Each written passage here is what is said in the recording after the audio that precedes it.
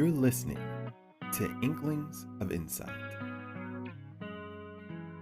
The 3 P's are personalizing, pervasive, and permanent, with the idea being kind of that negative self-talk that can consume people. So you personalize it, you make it basically all about you, and you have this kind of very narrow-minded view, and then you make it pervasive, and then you say that you kind of blow it out of proportion. So you make this issue that's about you something that's going to be kind of inflexible. It's going to be something that's almost I shouldn't say inflexible. I should say more that it is ubiquitous. It's all over the place. You blow it out of proportion and say, hey, this is happening. On this is happening on that. This issue is just everywhere. And then you make it permanent, which basically is how it gets deep seated into that like learned helplessness theory that he likes to tell us about. So not only have you said this is an issue that is a me problem, it's because I'm so bad at this. Then you say I'm bad at this, I'm bad at that, I'm bad at everything. You make it pervasive, and then you go on to say it's not going to change. I can't do anything about it, so it becomes permanent. So he gives us these 3 kind of counterpoints, these like counterattacks for the 3 P's, which he outlines as observing, logging, and refuting. So any initial thoughts on this model that he's outlining for us? The three ones, I find that many times, maybe this is the wrong term, with narcissists, somebody who's narcissistic in their thinking, like they think it's all about them. They internalize things, they make it about them. It's like their way of thinking and doing things, and how others are supposed to perceive those things. It's about how they themselves drive, the thought process around that. And then if it doesn't happen, they can push it all the way far, or they can push it so far that sometimes you're like, "Whoa, how did you get there, bro?"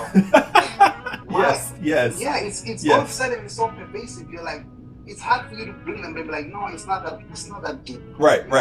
And when you say it's not that deep, they just go deeper. Yes. And then sometimes you can lose them because it goes into this state of permanency. Like, let's just not talk anymore. Yes. So I always find that those people are more narcissistic in their approach, in their behavior, and those relationships, they are very hard to manage. I mean, honestly speaking, I think they need lots of prayer, because for you to get somebody out of that mindset of thinking, it's very hard. But if they are to realize that they're narcissistic, then I hope I'm not one of those people.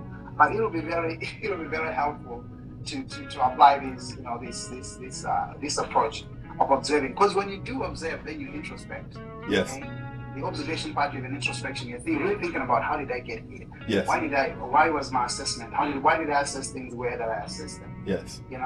And then you can be able to stop yourself and like, I think I went too far.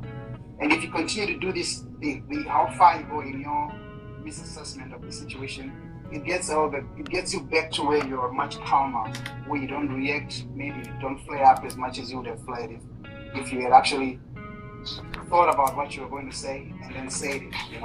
Somebody said to me some years ago, he was like, the fact that you have 1 mouth and 2 ears is testament that you should do more listening and thinking than you do speaking.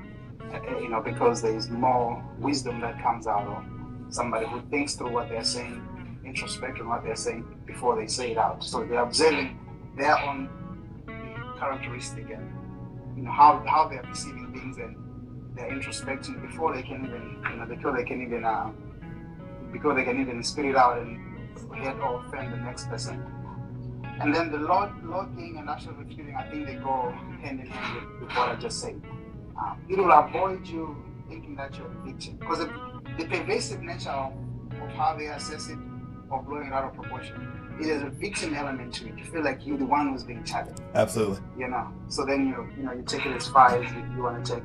And the permanency of it, I think, for me, the way that I look at it is it's somewhat tied in with feeling like there's no solution to this issue that we're discussing.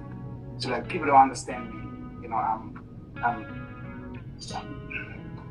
it's just so deep seated that you don't see a way out of it, or a way out of people thinking the way that you think and internalizing things the way that you want to internalize them. So yeah, I'm definitely in agreement with this. And to add on to this, though, I would also say that somebody needs to consistently think about this process through their day-to-day engagements, whether it's with family or work or other places. If they are that kind of person that thinks or falls into this category of thinking the three P's kind of way of thinking. Yeah. Thank you for listening to Inklings of Insight.